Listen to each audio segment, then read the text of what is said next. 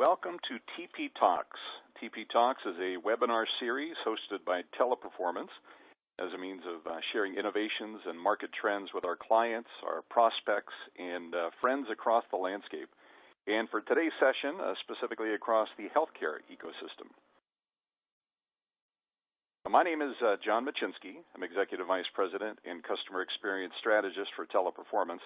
I've got the honor of hosting and moderating this webinar series, and today introducing our esteemed guest presenter, Melissa O'Brien from HFS Research. Before we get to Melissa, we've got a few housekeeping rules for the session and some quick information about Teleperformance as well. So, as you can see here from the screen in front of you here, this is going to be an interactive session. So there are several related resources that are available for you to download. You can see the icon for that. If you have any questions during the webcast, please click on the Q&A icon at the bottom and submit your questions. You can do this anytime during the conversation, and we'll address them as we go along. If you do have any technical issues, please click on the help icon you see there. And then finally, if you do want to reach out following this session, then too, there's another icon you can click on there too, and you can send us an email. So first off, in terms of Teleperformance overall, we'll talk a little bit about that. And in terms of TP Talks, the introduction to this session, this is our attempt to provide easy-to-digest nuggets of information, taking no more than 30 minutes overall. The intention here is to provide inspiring ideas of how companies can adapt to become truly customer-centric. It encourages a learning environment by sharing best practices, big trends, innovations, and real-world success stories. We also try to ensure great ideas and content are acceptable to all attendees overall. And most importantly, everything that you see us focus on is going to be through creating value to drive effective outcomes.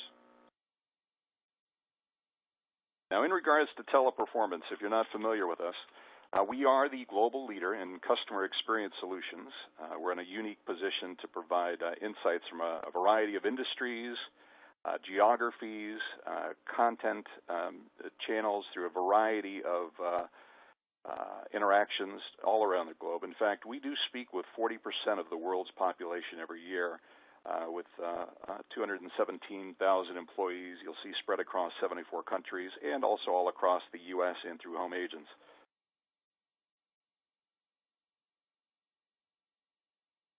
We are in a fortunate position here as having been recognized by many of the world's leading companies through our forward-thinking approach and enabling solutions. We've also been acknowledged as the industry leader by the most distinguished analysts within our space, and that does not include the notable recognition that we've also received from somebody actually who's on the call here today that we will be introducing shortly through HFS. And with that, I would like to introduce Melissa O'Brien, who's Research Director for HFS Research. And the topic today is going to be curating back office to drive member experience. As it says, Melissa is going to be talking to us about highlighting the existing front office, middle office, and back office silos, introducing HFS's exciting concept of intelligent one-office vision, and discuss frameworks and best practices for integration. She'll be providing insights into integrating them into one office and how sharing synergies between the two divisions will lead to an improved customer experience, and discuss real-life examples using case studies of specific back-office processes that can be integrated with front office to lower the total cost of ownership. So with that, I'll turn it over to Melissa. Great. Thanks, John. Hello, everyone. Good afternoon. This is Melissa O'Brien with HFS Research. And thanks to Teleperformance for having me on today. It's an honor to be able to chat with some of your network here, and looking forward to sharing some of our viewpoints from HFS. So I'll give you a little bit of background first quickly about myself. I am HFS's Research Director following omni-channel trends and customer engagement strategies, and looking at front office services, including contact center and marketing operations, and the increasing element of automation in those front office services.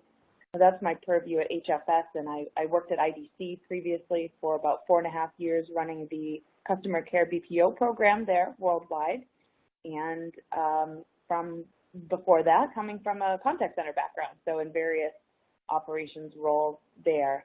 So a little bit of background quickly about HFS and where we come from. We're a research firm that started as a blog. So this is actually a screenshot of our very first blog. So coming right up on the 10-year anniversary of the blog starting. And we actually morphed from that blog, which is focused on the services industry with kind of some heavy focus around F&A and procurement BPO, into a full-fledged research firm, which we are today, called HFS Research. And so we're a services-only focused research firm.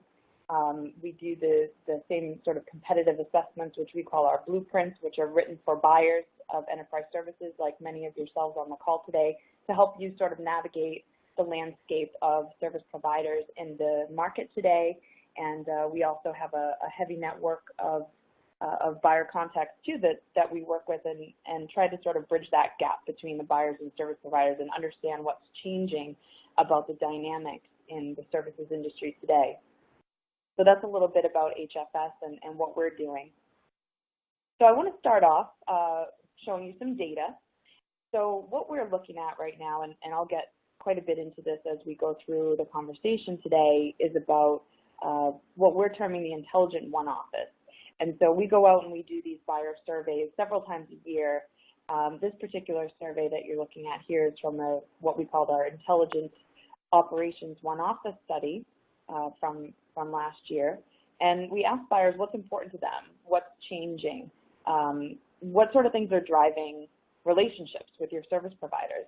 So in this particular piece of data, as you can see, the majority of enterprise buyers questions for this survey were really looking toward a customer-first model to align the organization to their service provider relationships. And then also as a close runner-up to that, moving to intelligent operations, allowing to better segment and process work and work processes. So these are the things that are top of mind across industry from your peers in terms of what's driving service provider relationships across various types of BPO services and engagement models.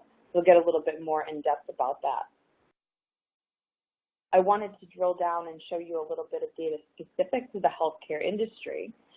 We asked which of these C-suite directives were critical to the operations strategy and found, as you can see here, mission critical. Obviously, cost does tend to come up at the top of all these things, but I wanted to really highlight a couple of other pieces that came up on top as mission critical, which was creating real-time data that supports predictive rather than reactive experiences with customers. And then what we're talking about today, and some sort of real-life examples, and I know Teleperformance is going to jump in with some examples of this, is aligning front, middle, and back office to the customer-centric organization. So how are we actually looking at operations in a way that puts the customer at the heart and at the center? And in this case, for the healthcare industry, whether it's the patient or the member. But these are things that are mission critical to your peers today, and these are things that are sort of changing operations, helping to create more intelligent operations within the enterprise. And I'll just take another healthcare slice of that data from the previous slide I just showed you, which is comparing that across industry. So as you can see, retail, not surprising, really at the top of that, saying that they're truly being driven by a customer-first strategy, more so than the others, and following that insurance and manufacturing.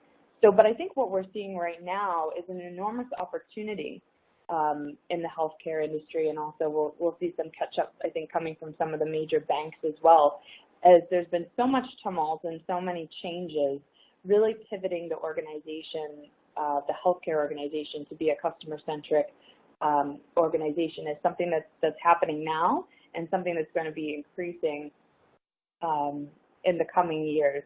So, looking at this not necessarily as being lagging behind, but certainly an industry that's been impacted by a lot of changes and we believe that this will be pivoting very quickly. So with that, I'll get to what we call our one office concept, which is what we're talking about when we talk about aligning front, middle, and back office operations. So if you look at this visual that you have here, to the left side with that orange circle is the digitally driven front office. So this is your customer's world. This is where they live. They live on their mobile phones, on social and interactions. Their preferences are changing continuously, and they're wanting to communicate and to have different types of experiences which aren't necessarily specific to any particular industry. They're judging experiences across industry, as we all know. So how do you pivot the organization in order to support that? It means bringing together front, middle, and back office operations, aligning data, and really making that type of organization that's more transparent, that has real-time access to data, and that has that design of the customer at the heart of it. So if you look at the right side of the visual, what we're talking about is being able to automate processes, use RPA to make things more effective and efficient, and standardization. And then you've also got, on the bottom of the right-hand side, that more intelligent piece. So how do you become more intelligent with that data after it's been streamlined and after you've streamlined those processes? And then, of course, you've got your support functions, which are all, believe it or not, a piece of the organization that impacts the customer.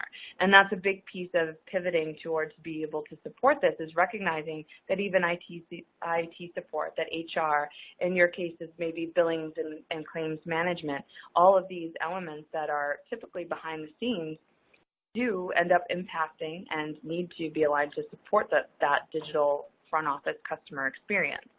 So that's kind of the big picture of how we're looking at this, and we'll talk about a few examples here. But with that, I will pass back over to Teleperformance with some examples. Great. Thanks, Melissa. Just a quick introduction. My name is Devinder Singh, and I lead the back office strategy for Teleperformance. So at Teleperformance, we are starting to implement the framework that Melissa described of one office, which is integrating the back office and front office operations. And we are seeing a lot of success with that. So the example that I'm going to use is for Philips, where we recently implemented this. And I know there are a few leaders from Philips that are on the call, so I just wanted to thank them for the partnership with Teleperformance and on this initiative as well.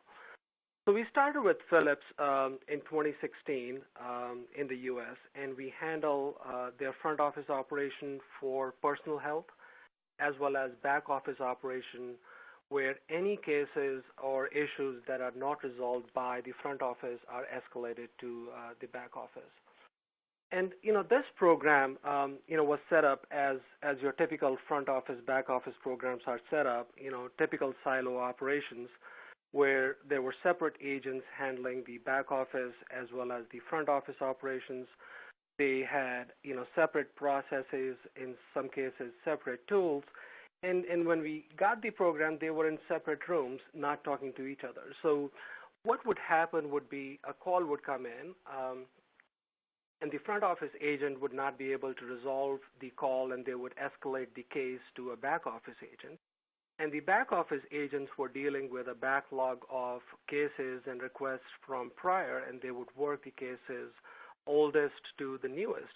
And by the time the case, they would get to the case, the customer would have called again, and this would cause a lot of frustration. The customer is frustrated because their case is not resolved. The front office agent is frustrated because they have ownership of the customer, but they don't have the tools or the processes to resolve the case. And the back office agents were frustrated because they were dealing with the backlog of agents, a backlog of cases, and not able to get to the cases quickly.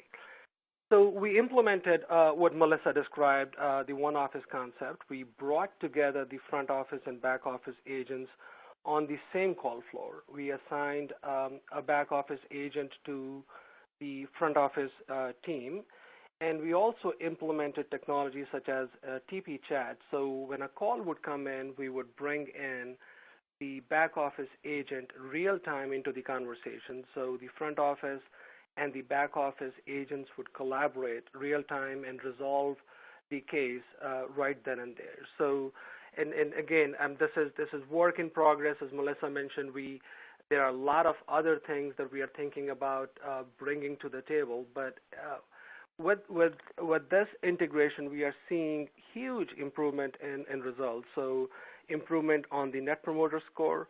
We are seeing improvement or decrease in the case backlog, and more engagement from the consumers overall. So I know in the short period of time, I just wanted to bring forward a snippet of the case study, and happy to discuss that in detail as time permits. So back to Melissa.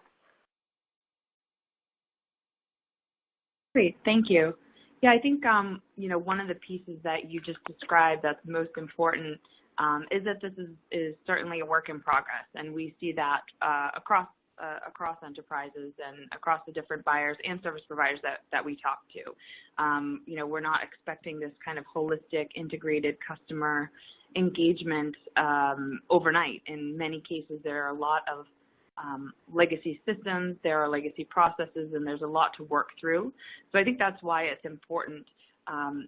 Initially it starts with a cultural sort of acknowledgement of becoming a customer-centric organization, and then post that becomes, how can we start taking some steps? Let's start somewhere, because you're not going to be able to boil the ocean on the first day and be able to deliver on these experiences. And it's going to be ongoing as customer preferences change, as technology changes. It's going to be an ongoing work in progress. So it's about how do we become more agile, nimble organizations to be able to react to those changes and be able to serve our customers. And in some cases that we have observed recently in the healthcare industry here at HFS, what we found is a couple of organizations that allowed us access to clients to really chat with them and try to understand what it is that their patients are experiencing, and a couple different things which are definitely kind of reminiscent to what Devinder was just describing, putting themselves in the customer's shoes. And in some cases, for some organizations, that means hiring a chief patient officer, having someone really in charge of that patient experience in organization, or running through mock sort of scenarios, whether that's within an ambulance ride or if that's in a member experience. So using design thinking to put yourself in the client's shoes, put yourself in your employee's shoes, that back office employee that maybe does not have an understanding of the work that they're doing and how that actually impacts the front office, how that impacts the patient experience. I actually heard at a conference last week, it was an interesting tidbit of an organization that had folks within the organization that weren't necessarily customer-facing, people who traditionally, quote-unquote, had nothing to do with the customer experience, listen to phone calls, listen to those, kind of frustrated customers and see what the impacts are, and then use that as an exercise to how do we streamline processes, what recommendations do we need to make for updating and modernizing and optimizing the systems that we use to create better experiences and really better align to that customer. So the couple quotes that you see here are from some of those research efforts that we've looked at over the course of the last few months, and I think it really speaks to thinking about not just our jobs and what we're trying to do day to day, but really putting ourselves in the patient's shoes and how they feel. So I think this resonates across in any organization, but I think in healthcare it's even that much more important, where you've got people's real wellness and their livelihoods on the line. So the same for me too in a research organization. Think about my role and what I could do, what really inspires me, to kind of work across the silos of the business units and the different data and the whole ecosystem of what we're working with today. And really everybody's role does have an impact on the customer experience at the end of the day. So with that, I'll turn it back to John. Thank you very much, Melissa, and thank you, Devinder. So just adding on that then as well, certainly where we've got clients who have engaged teleperformance overall for these processes, you've got the added advantage, too, of efficiency gains. So, for instance, if you've got seats that are occupied overnights in the Philippines for your customer care contacts, then in addition to the synergies that we've talked about to be able to create a better customer experience, you also gain those efficiencies by being able to occupy those seats during the day as well and be able to get some cost benefit from having that one seat then being able to be used virtually then 24 hours a day. And, what we found certainly is that the overall relationship does tend to become much more strategic when you can take that company that you've trusted for your customer contacts and now have them be a little more holistic in terms of their overall approach to your business and being able to handle that entire outcome from stem to stern rather than just one piece of the overall enterprise. So the relationships certainly have become more meaningful as a whole. So we've got some time here at the very end of this now to be able to field questions. So if anybody does have any questions for Melissa or Devinder, please click on the Q&A icon, and we'll see if we can get those answered.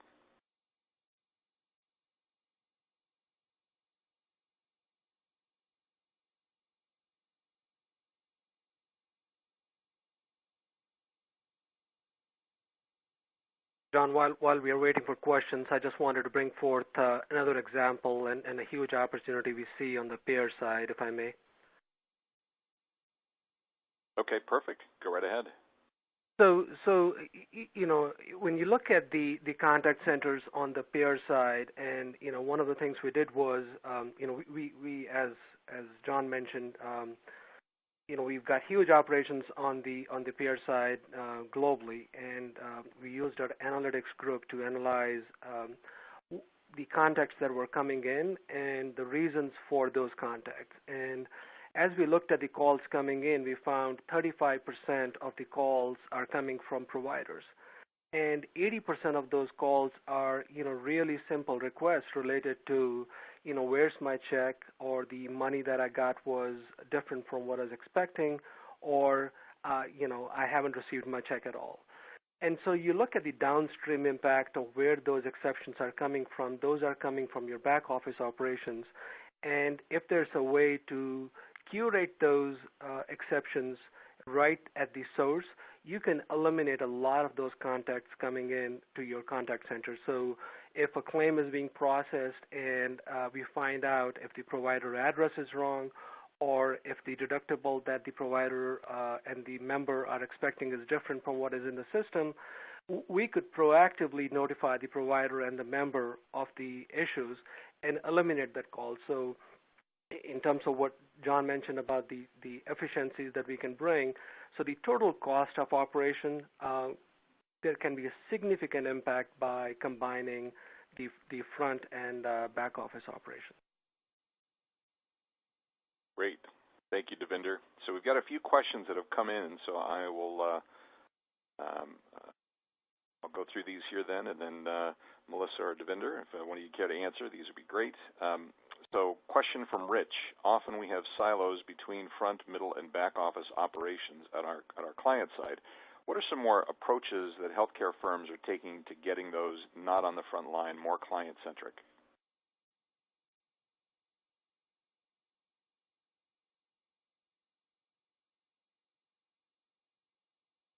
So I'll take a first step at that then. No, I think, the siloed piece is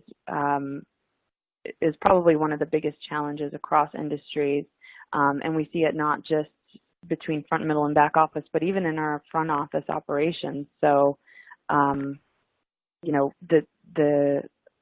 silos between sales and marketing and service, and really trying to understand the customer experience across the whole kind of buy cycle is a challenge.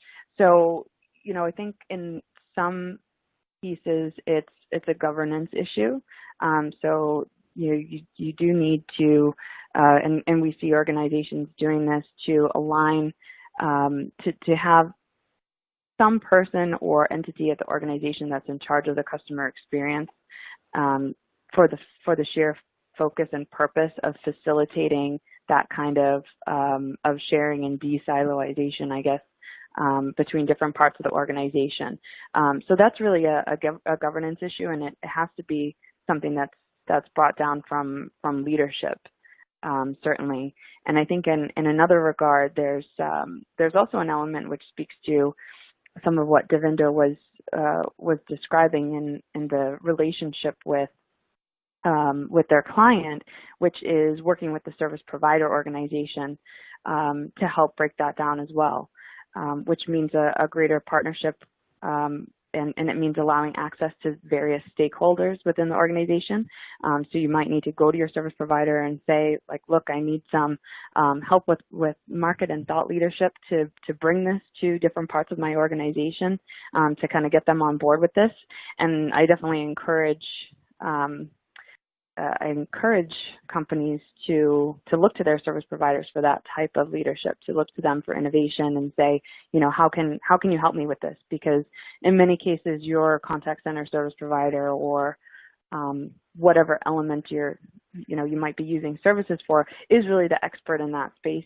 And so being able to generate that type of dialogue might help within your organization to lean on them for that kind of thought leadership. And I'll just add to that, Melissa. I think it's, we are seeing some of the leading organizations use customer-centric metrics on the back office, similar to what they use on the front office. So your typical metrics on the back office are, what's my efficiency, what's my productivity, what's the error rate. So what we are seeing leading organizations do is try to use the customer-centric measures on the back office. So if I have an error or if I have an exception, what's my NPS correlation when a call comes in the front office? So linking the client satisfaction to your back office operation gives these leading companies the customer centricity. Great, thanks, guys. And I think we've got time for one more question here, and the question's from Randy. And the question is, what technologies might be required to support a one-office solution? Does it require a technological investment? So I'll start, and Melissa. Oh, go ahead. Go ahead, please. Yep. No, I was going to say. No, you go first.